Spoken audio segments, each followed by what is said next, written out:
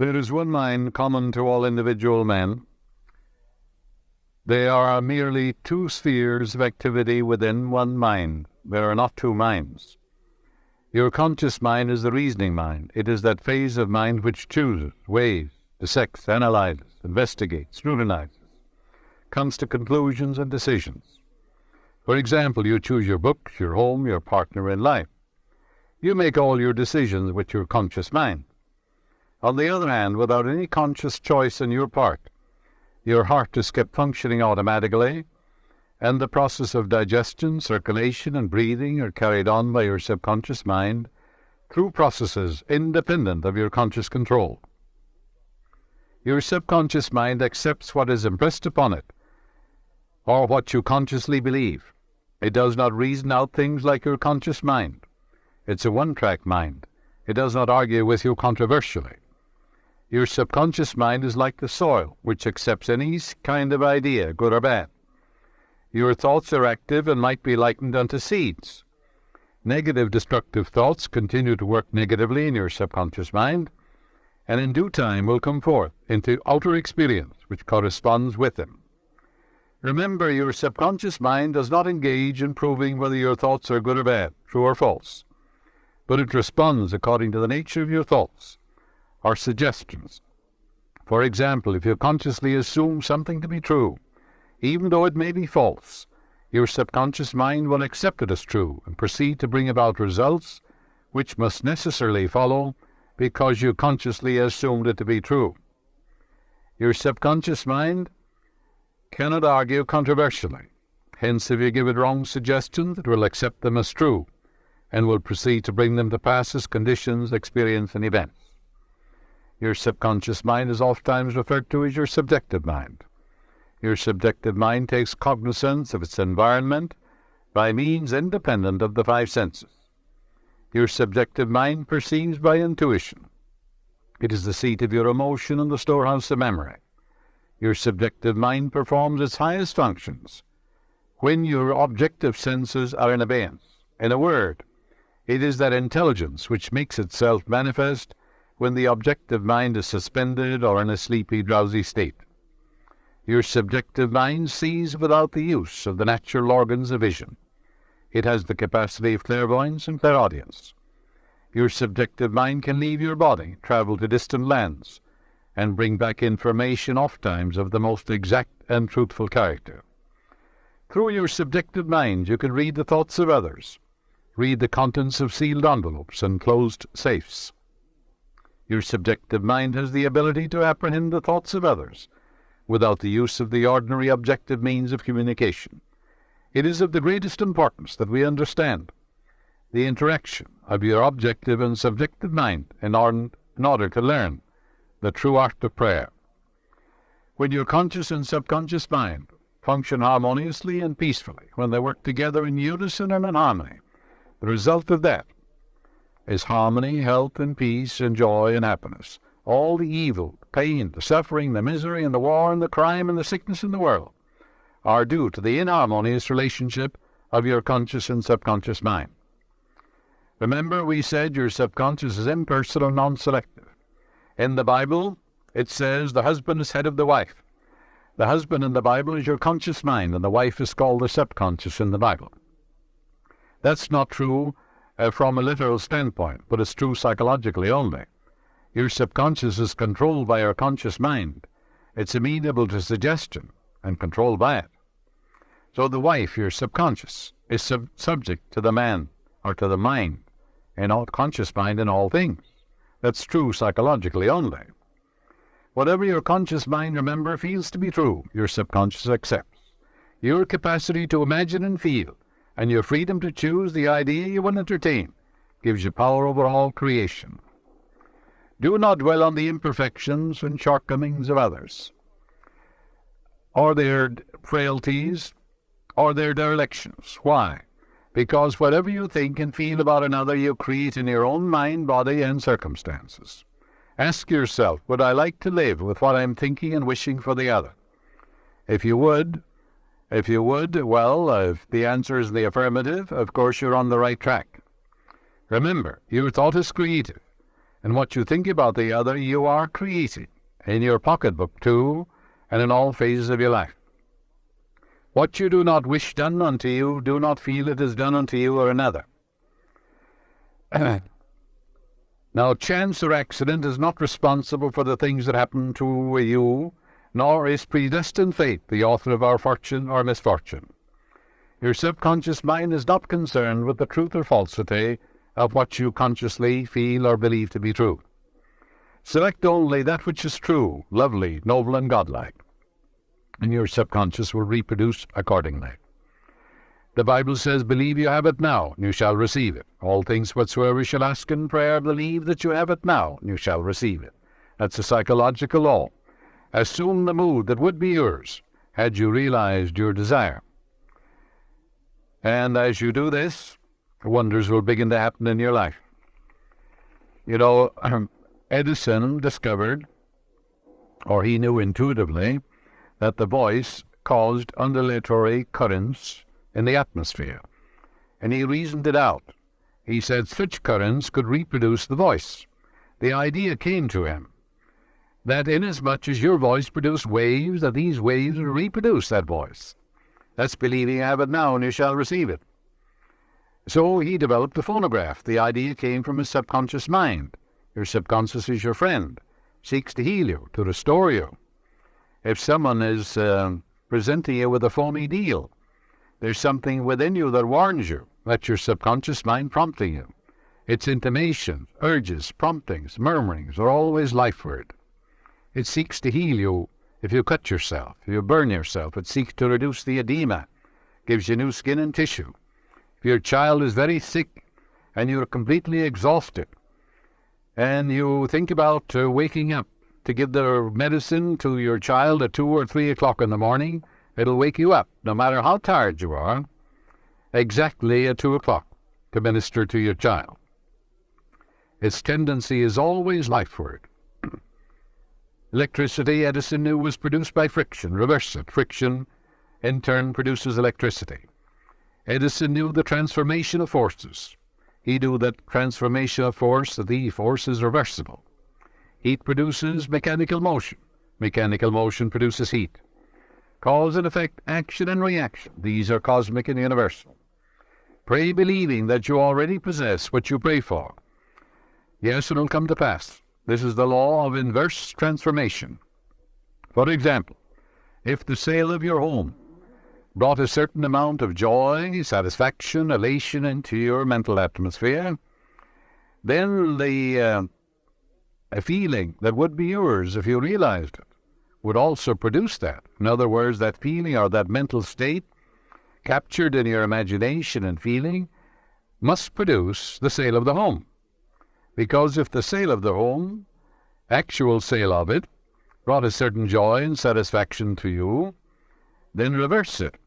Capture the feeling, the mood that would be yours if you sold it, by imagining the check in your hand, giving thanks for it, depositing it in the bank, doing the things you would do were your home sold, all in your mind or your imagination, and then that attitude of mind will produce it.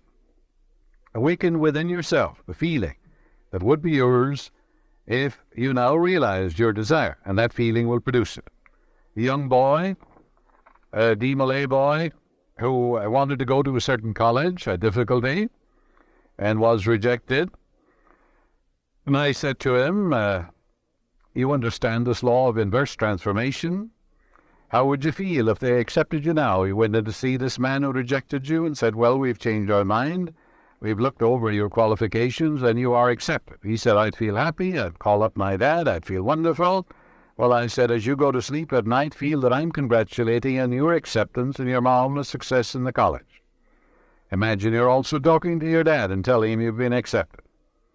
And you're going in there now in your own mind. And this man is saying, well, you're accepted. It's wonderful. All right, you can capture that feeling, that in your imagination, that inner mood. And he did that, and he was accepted. Yes, the feeling of the answered prayer, if assumed and sustained, must objectify the answer to your prayer. So that's the meaning. If he calleth things that be not as though they were, the unseen become seen. If a physical fact can produce a psychological state, then that psychological state can produce a physical fact. That's the meaning of all things whatsoever you shall ask in prayer, believing. Believe that you have it now and you shall receive it. How can they believe you have it now? Well, the reality of it is an idea, isn't it? A mental picture in your mind. So you accept the mental picture, dramatize it, feel the reality of it, rejoice in it, believe in the law of growth, knowing that the seed you put on the ground will grow if you nourish it, sustain it, water it, and fertilize it. The philosophy of 6,000 years has not searched the chambers and the magazines of the soul. Emerson said that. Your mind your consciousness is the sum total of all your subjective and objective impressions and awarenesses. Your mind is a medium of ideas. It's a collection of impressions.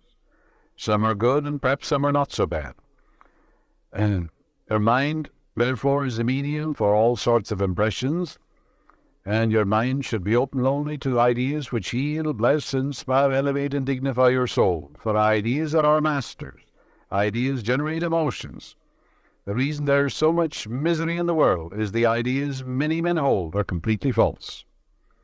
And these emotions get snarled up in the subconscious, and they must have an outlet. And being of a negative nature, it must be a negative outlet. Watt saw the steam coming out of the kettle. He was a Scotchman, mechanic. His mother was making a cup of tea, and he saw the result of the steam forcing the lid up. He began to think, what would happen if I harnessed that steam? Tremendous power there. All he had was an idea. He began to think about it from all angles. The idea came from his subconscious mind to force steam into a cylinder, which contained a piston. The expansion forced the piston back and drove the wheels. That was the beginning of the steam engine, which revolutionized industry all over the world. When a man says it can't be done, it was never done before, it's impossible.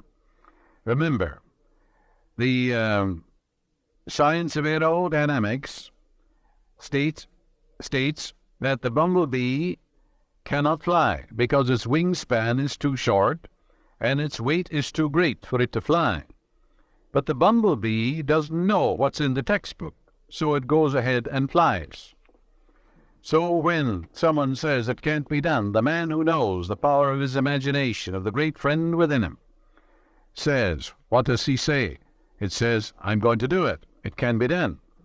And the subconscious, which is his friend, responds to him and brings it to pass in a wonderful, wonderful way.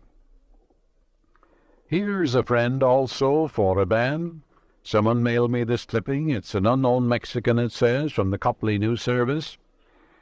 And he was praying for wealth. That is, he wanted money to do the things he wanted to do. Obviously, he was poor, according to the article. And in a dream, he sees the Virgin, because he had gone to Guadalupe to pray. And the Virgin said to him in a dream, purchase this ticket 37281 in a Mexican lottery. He called his nephew in Texas, and he asked him to track it down. So the nephew tracked it down, and he invested the uncle's money to buy the block of tickets. And the uncle won $3 million, a grand prize in Mexico. The Internal Revenue, the article said, visited his nephew and said, we want $1,600,000 because you were here in America and you bought this ticket. So he took it to the tax court. And the article says, the judge said, well, this man received an answer to his prayer from the Virgin, and the ticket was purchased in his name, and the Internal Revenue doesn't get anything. So that's the friend that gave this Mexican, who believed that the Virgin would answer him, $3 million.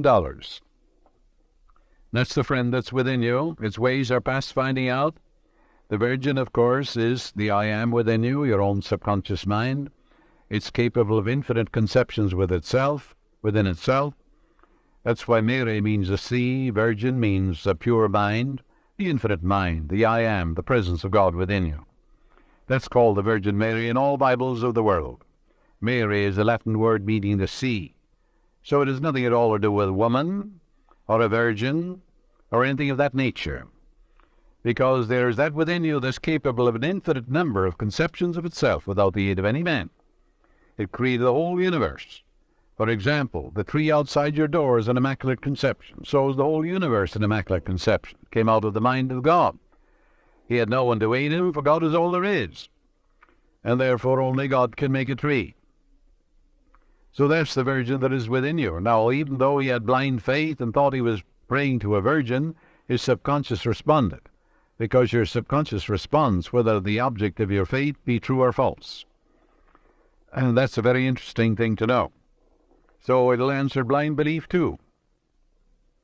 The subconscious mind, in your subconscious mind, there is an intelligence and wisdom which comes to the aid in emergencies when a direct demand is made upon it.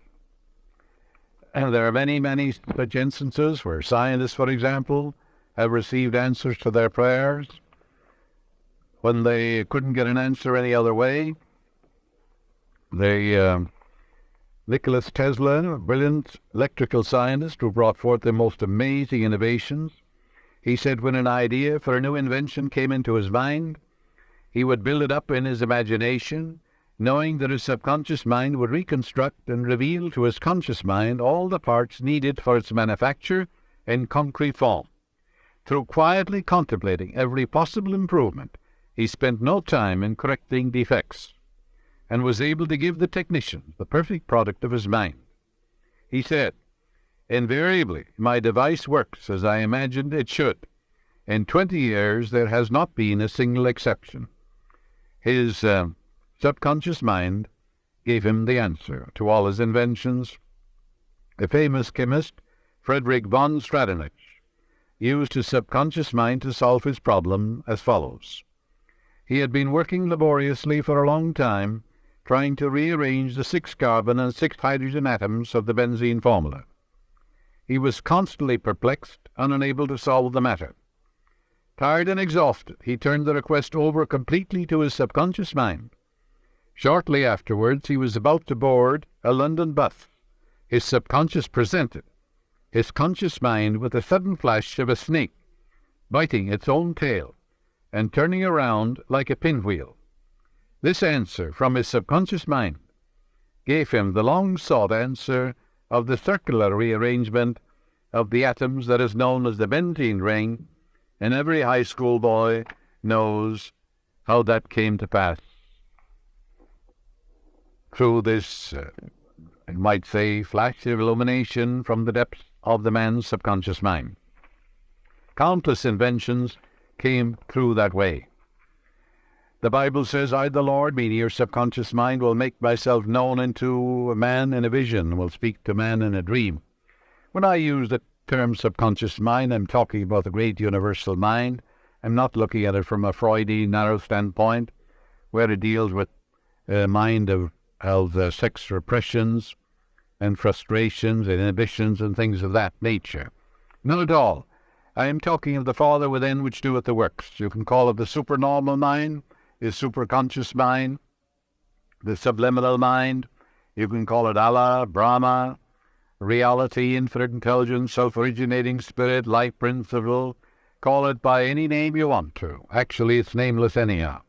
But it is that subjective depths of view, that subjective wisdom and intelligence that controls all your vital organs when you're sound asleep, that sometimes answers your prayer in a dream, in a vision of the night.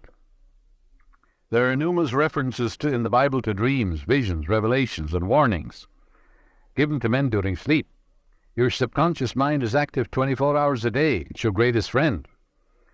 The Bible points out that Joseph was accurate in his analyses of the dreams of Pharaoh.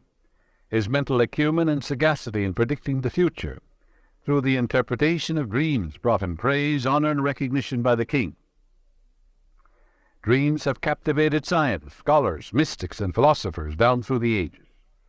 Many answers to man's most acute problems have been given in dreams.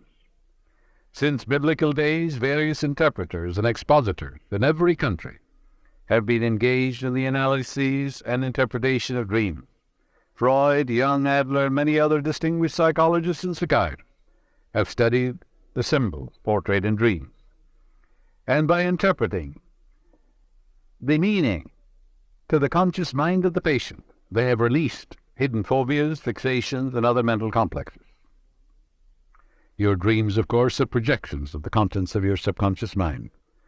Many instances they answer your problems and warn you regarding investment, journeys, and marriage, as well as pitfalls of daily living. Your dream is a dramatization of your subconscious mind, not fatalistic. You mold, fashion, and shape your own destiny by your thought and feeling.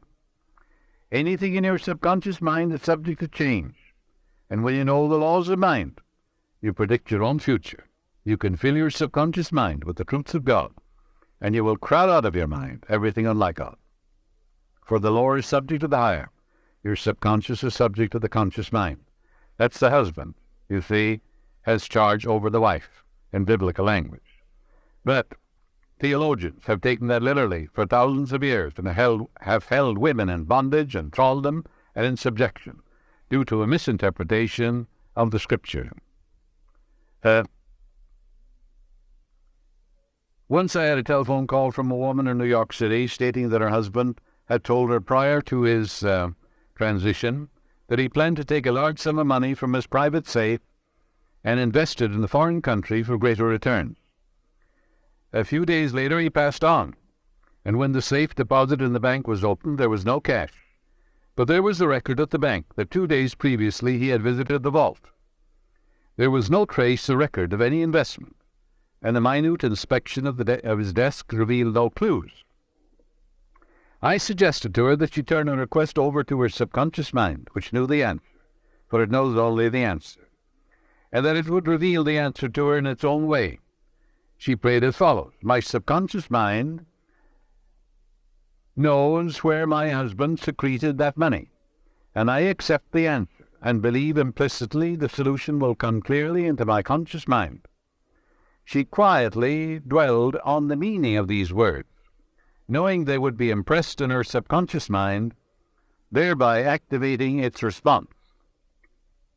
She had a very vivid dream in which she saw a small black box hidden behind a picture of Lincoln on the wall in her husband's work den.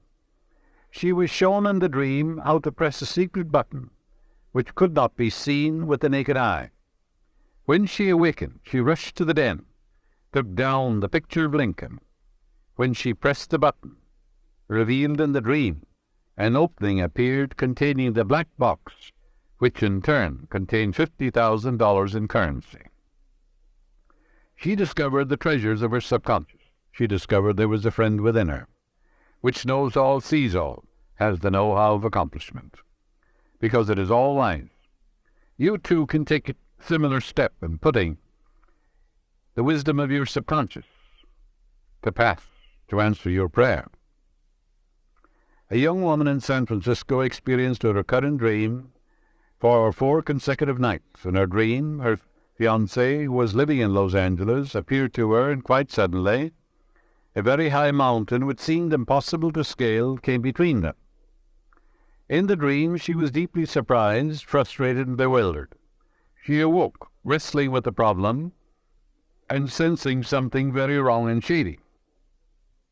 I asked her what the mountain signified to her, as every dream, when interpreted properly, must coincide with the inner awareness and feeling of the dreamer.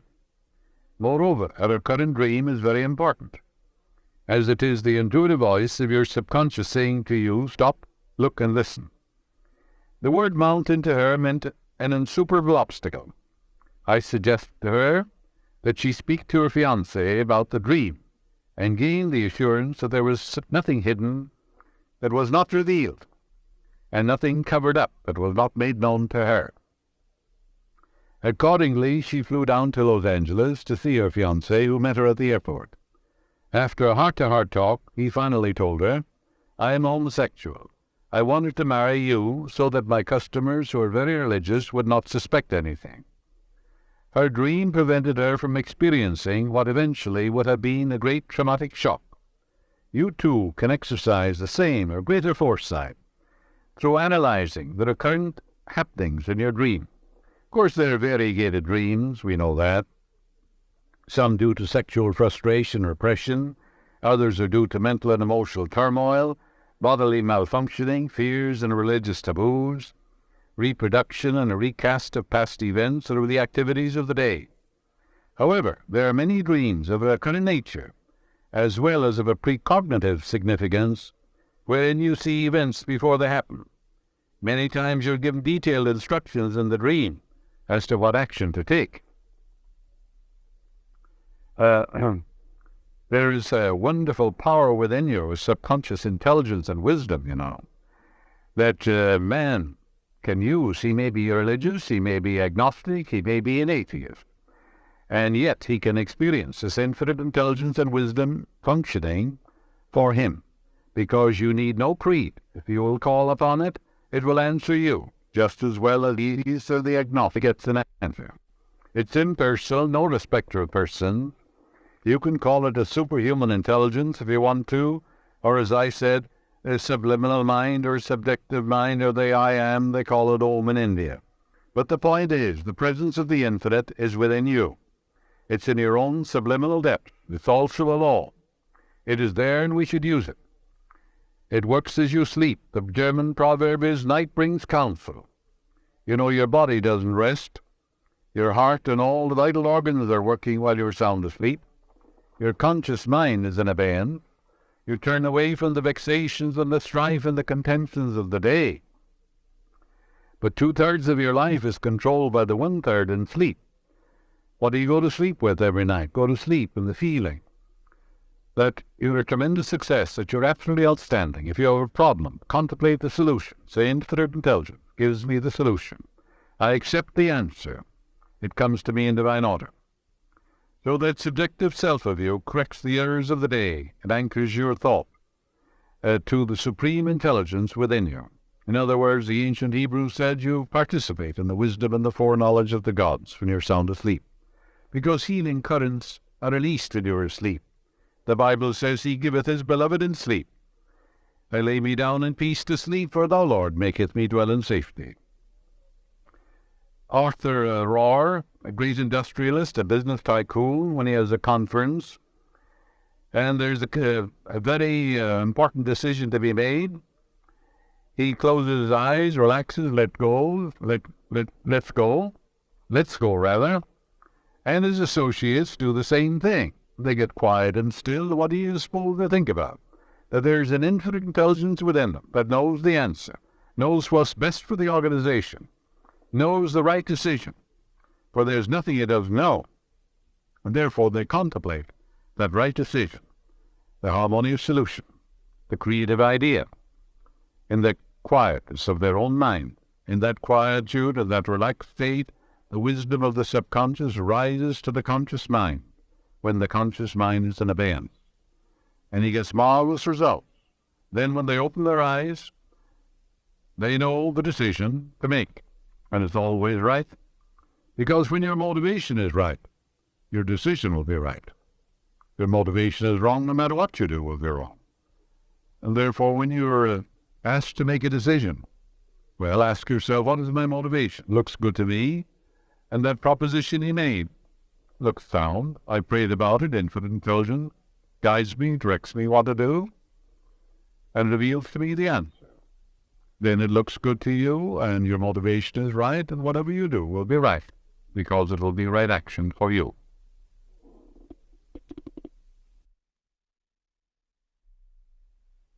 Robert Coleman, who used to be an usher here, is living now in Albuquerque, New Mexico. He's familiar with a number of medicine men down there, Indian medicine men. He told me an interesting thing about a member of the tribe who was very ill, and the local medicine men couldn't do anything for him. Couldn't do anything for her, rather, because it was a woman. And they brought in this special medicine man, and he said when the special medicine man came in, they had a pot of boiling hot water. The test of a medicine man is that he can put his hand, his arm, into this boiling water, and there'll be no inflammation, no burn of any kind, and leave it there for about 10 minutes. That's a sure sign he is disciplined and trained, has served his apprenticeship. And then after that, he said, he put some blankets on the woman, chanted some Indian songs, that is, prayers, incantations, holy songs based upon their tribal beliefs. And then he said he lay down beside the woman, went to sleep, calling on the Great Spirit. When he woke up, he said the friend has healed her. And of course meant the Great Spirit.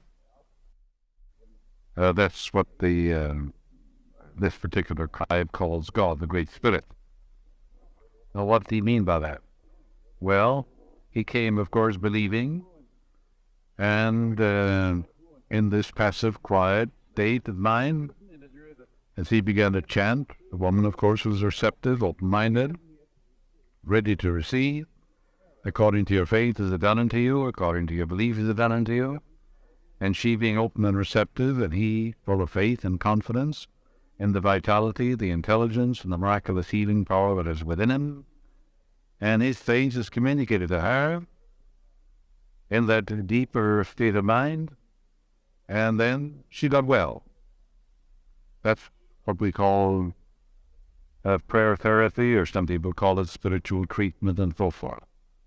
It's simply dwelling upon the infinite spirit and power that is within you. I am the Lord that healeth thee. I am the Lord thy God. I will come and heal thee.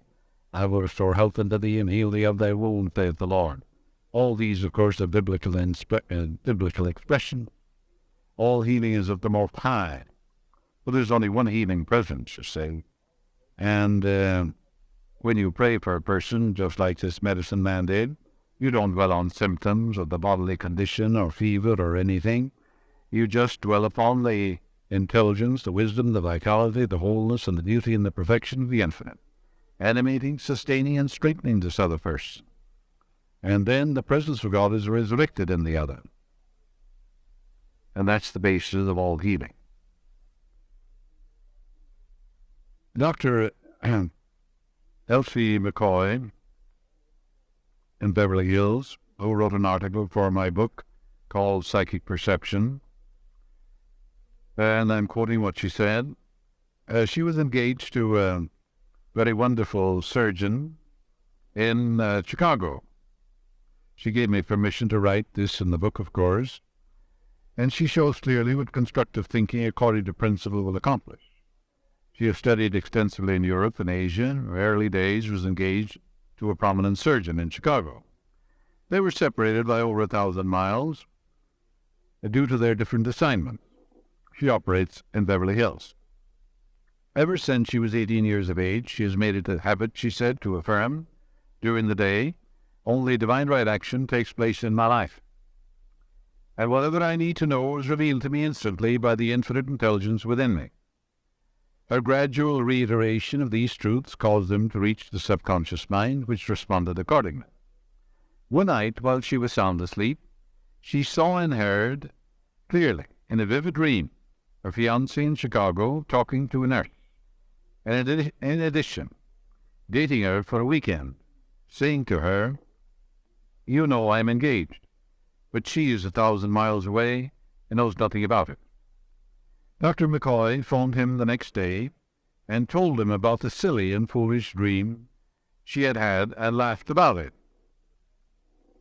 He was furious and accused her of having employed detectives and of spying upon him.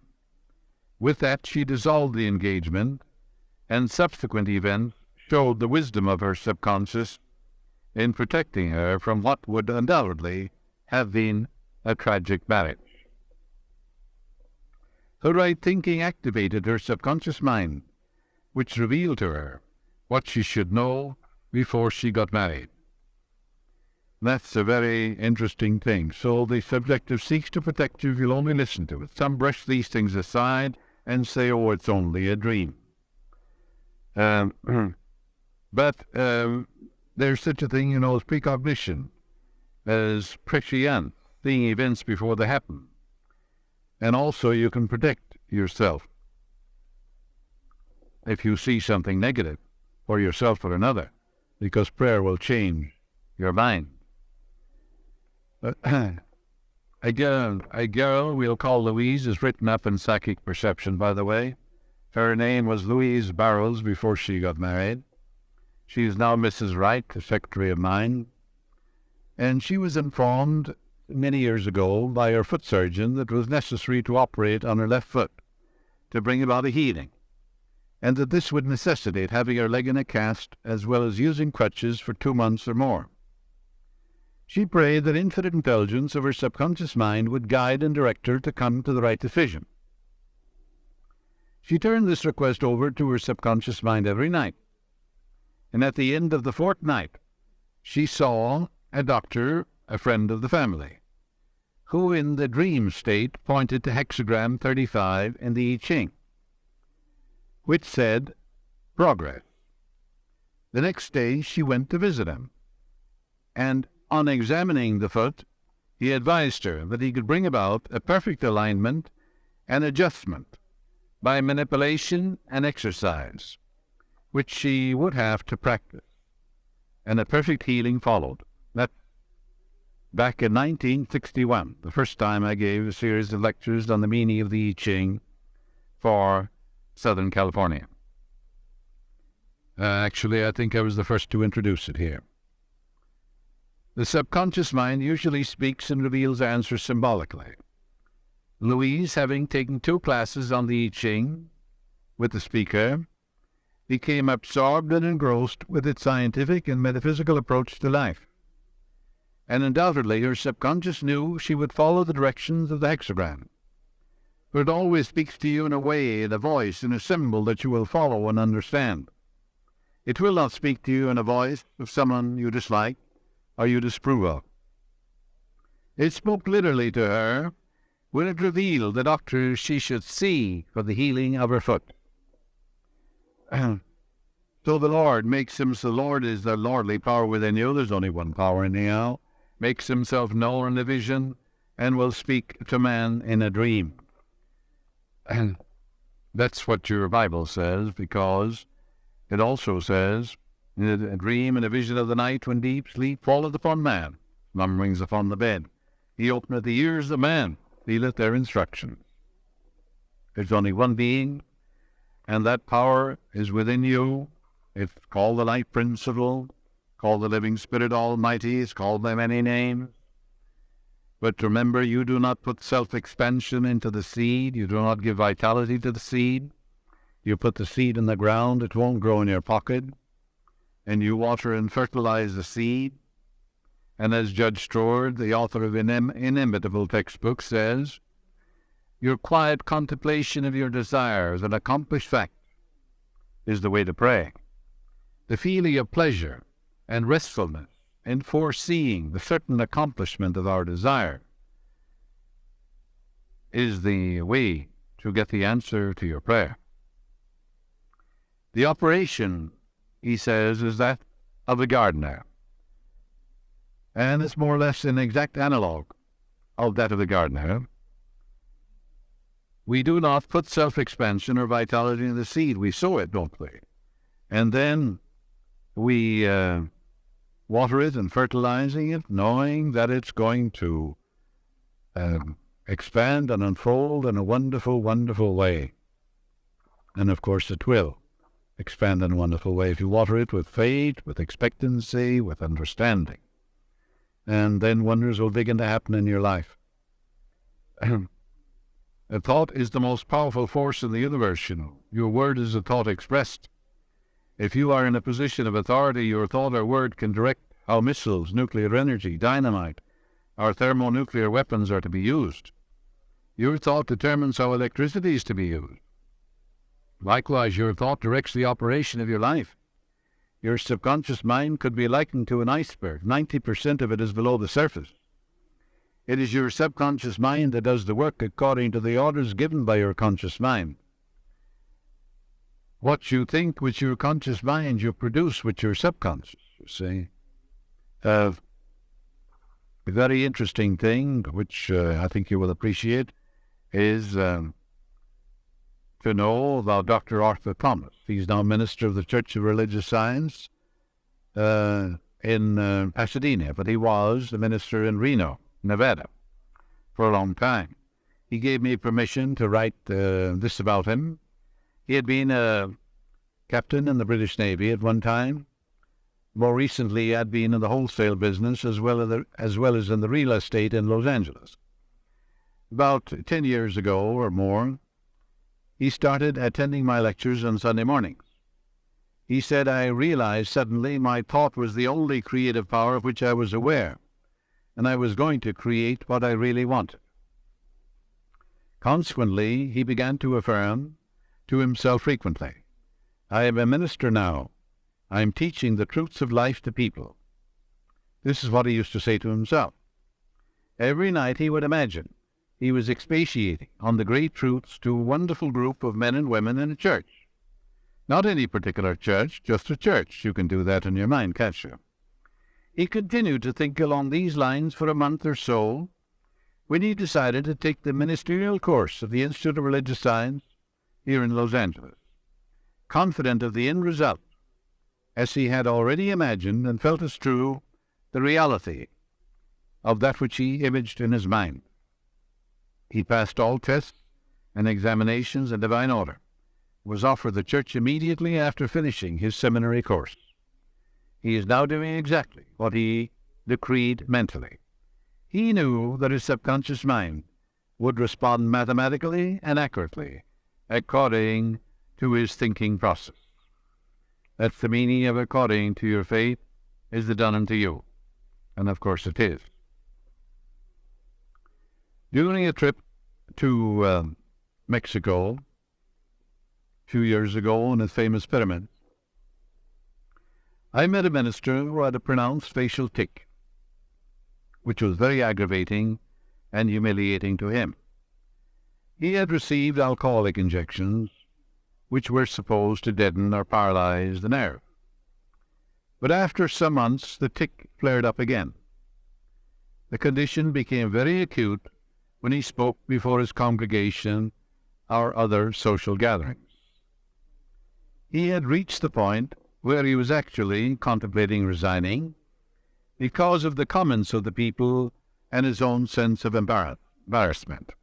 You know, the tic was in the right eye, and you think, while this particular aggravating condition would go on while he was talking, well, as he said to me, a lot of people think I'm dating someone or I'm flirting with them, he said.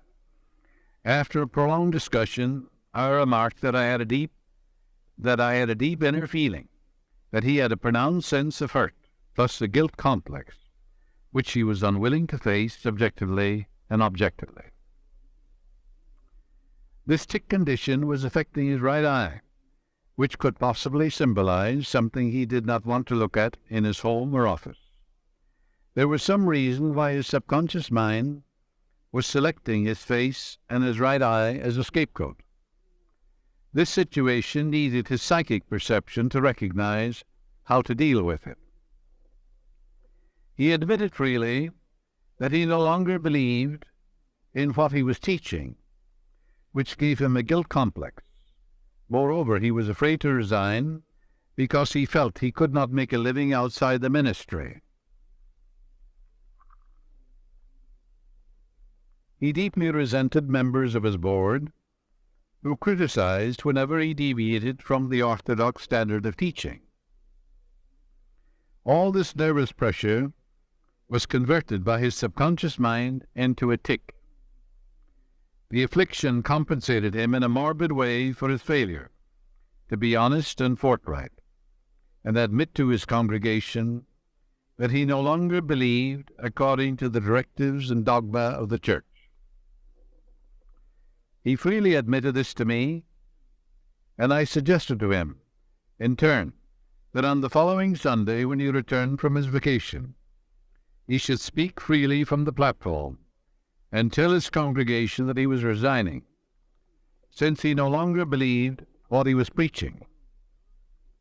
He understood that to teach one thing and to believe another created a powerful negative conflict in the mind, resulting in mental and physical disorder. He spoke from the depths of his heart to his congregation, then resigned. In a letter to me, he said, I felt a tremendous relief, and a great sense of peace came over me. My constant affirmation was... 2 years ago, where I wrote a book I had a most interesting conversation with an old friend whom I had known previously in India. I shall call him Harry. He practiced clairvoyance, astral excursions for many years. His daughter was studying in Honolulu, had been very ill, actually at the point of death. A cable was sent to him in Calcutta, and the moment he received it, he adopted a yoga posture, closing his eyes, got into a passive, quiet, receptive state of mind. He visualized his fourth-dimensional or astral body emerging through his head, with all his faculties, and he decreed firmly, knowingly, and with deep conviction, I want to appear instantly to my daughter and minister to her. I might interject here that, of course, astral traveling, fourth-dimensional traveling, has gone on since the dawn of time.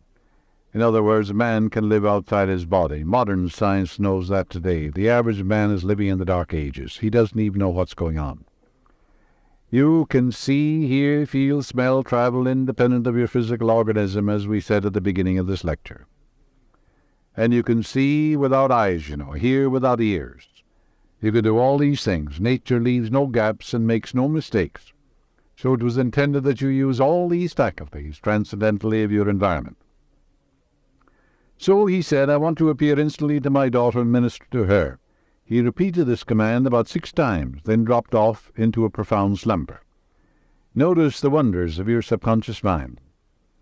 Immediately he found himself at his daughter's bedside. She was asleep, but awakened immediately and exclaimed to him, Dad, why didn't you tell me you were coming? Help me. He placed his hands upon her and chanted certain religious phrases and told her, You will arise in a few hours and be well. She had a wonderful healing. Her fever immediately subsided, and she shouted to the nurse, I am healed. I am well. My father was here, and he healed me. The nurse thought she was raving, but the resident physician confirmed the silent inner knowing of her soul, that she was indeed perfectly well. However, both laughed at her story of a visitation by her father from India. The nurse was puzzled and perplexed, and said to the daughter, How could your father or anybody else get in from downstairs through closed doors? I saw no one enter your room. The daughter explained to the nurse, my father visited me in his fourth-dimensional body. He laid his hands on me and prayed with me. The nurse said, I don't believe in ghosts, apparitions, or voodoo. The girl realized that further explanations would be useless. Harry said that he was perfectly conscious all the time. Considering the distance between Calcutta and Honolulu and the time difference, he discovered that he'd been absent from his physical body just 10 minutes in all. Harry is a medical doctor, has tremendous faith in spiritual healing, is very familiar with the many schools of healing. He realized his presence gave a tremendous transfusion of faith, confidence, and courage to his daughter, which impregnated her subconscious mind, and according to his belief and that of his daughter, it was done unto her. These are the wonders of the friend within you. That's the deeper mind. Your subconscious mind is never short of ideas.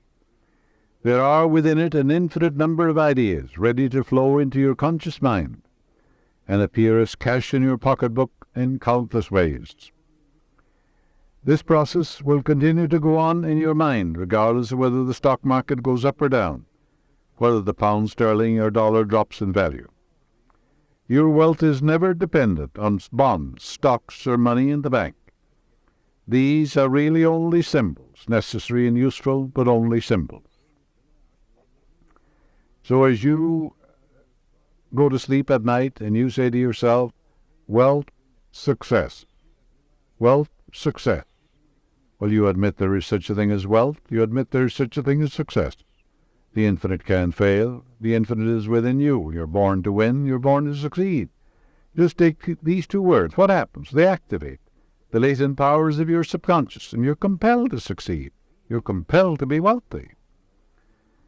The point I wish to emphasize is that if you convince your subconscious mind that wealth is forever circulating in your life, and there's always a surplus. You will always and inevitably have wealth, regardless of the form it takes. It has taken the form of, an amalgam of copper and tin or zinc or something right now. It hasn't any intrinsic value. You use a piece of paper, don't you? The only value it has, the value that we place upon it. The government says this $10 bill will buy so many oranges and all that. All it is a piece of paper. It isn't even silver. It's not even gold. There are people who claim that they're always trying to make ends meet. They seem to have a great struggle to meet their obligations. Have you listened to their conversation? In many instances, their conversation runs along this vein. They're constantly condemning those who have succeeded in life and who have raised their heads above the crowd. Perhaps they are saying, "Oh, that fellow has a racket, he's ruthless, he's a crook." This is why they lack. They're condemning the thing they desire and want. The reason they speak critically of their more prosperous associates is because they're envious and covetous of the other's prosperity.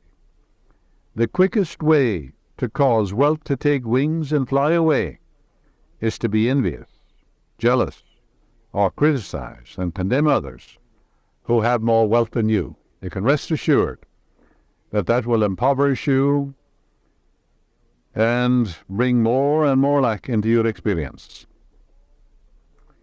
There is one emotion which is the cause of the lack of wealth in the lives of many people. Most people learn this the hard way. It is envy.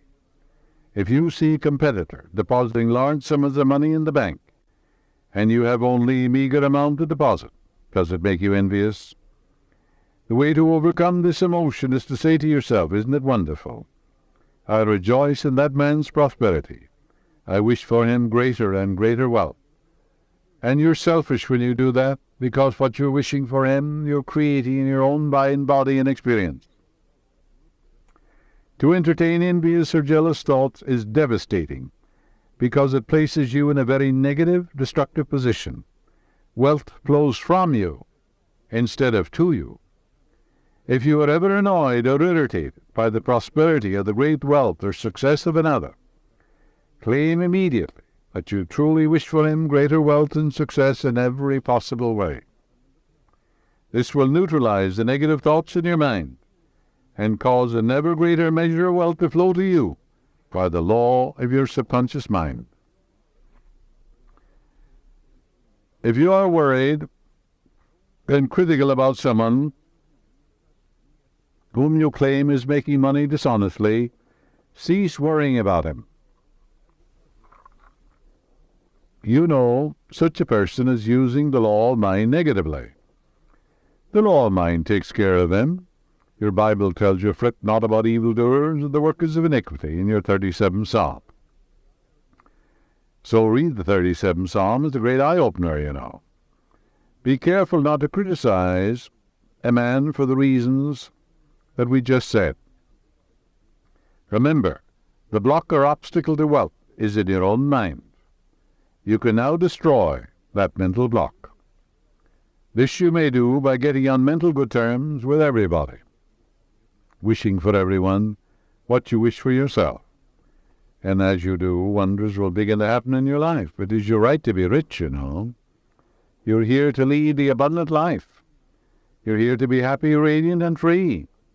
You should therefore have all the wealth you need to lead a full, happy, and prosperous life. Of course you should. You're here to grow, expand, and unfold spiritually, mentally, materially, and professionally. You have the inalienable right to fully develop and express yourself along all lines. You should surround yourself with beauty and luxury. Why be satisfied with just enough to go around when you can enjoy the riches of your subconscious mind? Yes, make friends with money, and you will always have a surplus. Your desire to be rich is a desire for a fuller, happier, more wonderful life. It is a cosmic urge. It is not only good, but very good. Money is a symbol. It means to you not only freedom from want, but beauty, luxury, abundance, and refinement. It's a symbol of the economic health of the nation.